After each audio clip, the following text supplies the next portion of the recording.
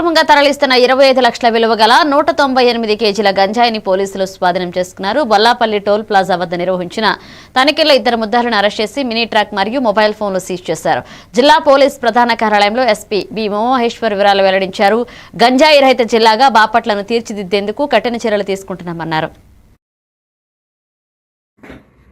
గౌరవ డీజీపీ గారు ఆదేశాల మేరకు బాపట్ల జిల్లా పరిధిలో గాంజా నిర్మూలన కార్యక్రమాన్ని విస్తృతంగా చేపట్టడం జరుగుతుంది. ఇందులో భాగంగా మార్టూర్ దారి పనులు చేస్తూ ఉంటాడు.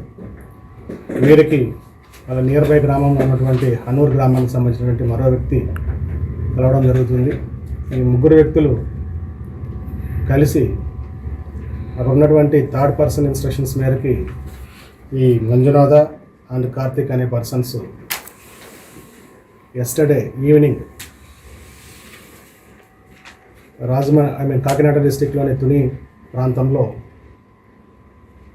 లోకల్గా ఉన్నటువంటి ఒక పర్సన్ని కలవడం జరుగుతుంది.